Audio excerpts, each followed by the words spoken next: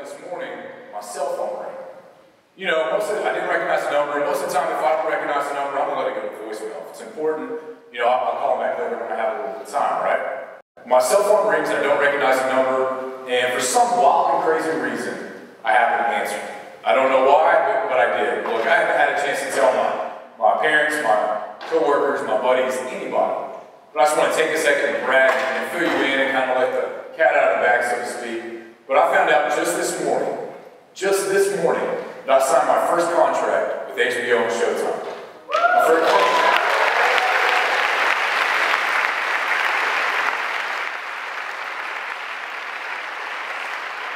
Thank you for that. I'm excited. It's going to be good. They said the cable guy will be out between 2 and 4 tomorrow to hook it up, and I get 6 weeks for half price.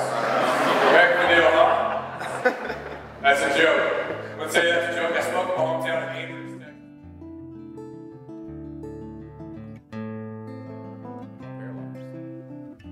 Tyson. Don't worry about it. Everything's going to be good. Everything's fine. Okay?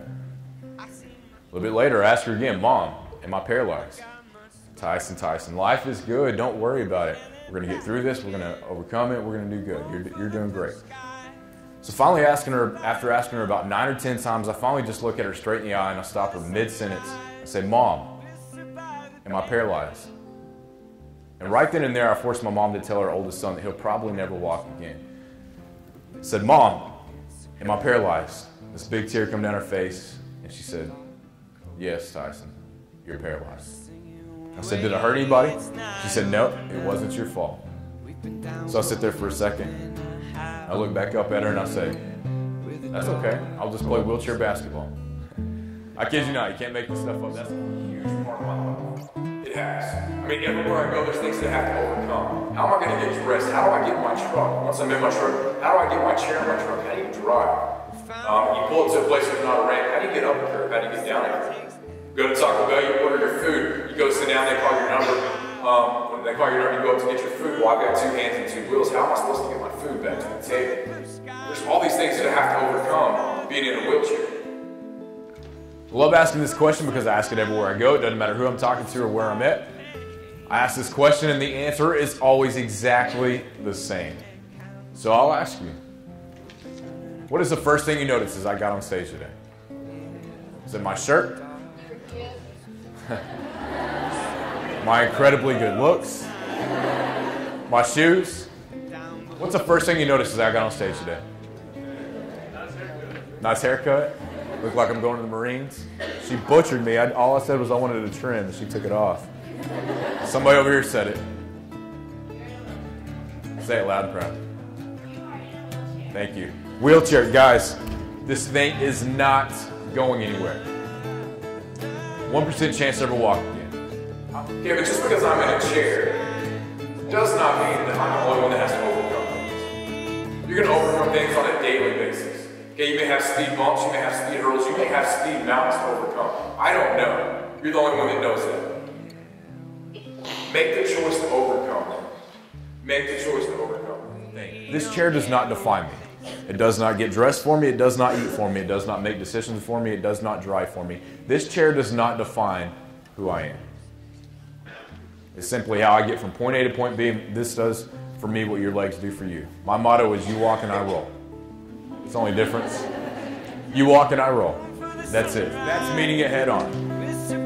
That's meeting it head on. Here's an interesting thing about the population of the world, an interesting fact. The majority of the people in this world fall into a category in the middle known as average. Average. They simply show up and do just enough to what? Get by. Average. You do the hard part every single day. You wake up, you get dressed, and you go to school. That's the hardest thing that you're going to have to do all day. So once you're there, why not spend an extra 5 or 10 minutes a day studying for that test, making sure your homework's done. Spend extra time in the weight room, in the film room, whatever it is you're doing. Spend an extra 5 or 10 minutes a day separating yourself and moving yourself from average to the best. It's not hard. It's not hard. Few people will make that choice, but I promise you, if you will make that choice to go from average to the best, you'll be rewarded. I promise. But guys, I can get on stage in front of thousands of students a year, share my story. I can go through a grocery store pushing my chair in a grocery cart looking like a fool, knowing that people are whispering and talking about me and making fun of me. I don't care because it has zero impact on my life. Everywhere I go, people are like, psst.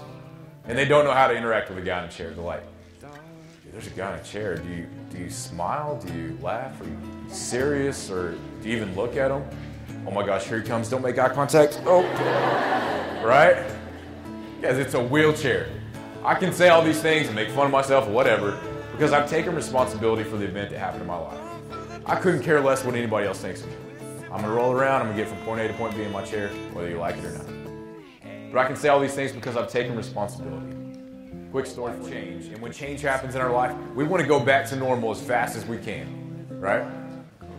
See, when my life changed, I couldn't do anything about it. Change happened for me in a big way. You can ask anybody in this room, I don't care where you come from, what you do, what you drive, what your grades are, what sports you play, how good you are, what clothes you wear, who your friends are, where y'all hang out. I don't care because none of that matters. It does not matter. At some point in time, you're going to have change come into your life. It's not always going to be in the form of a car wreck. Some change is good change. But when it does, you have a choice to make. And the choice is yours. Nobody can make it but yourself. The choice is yours.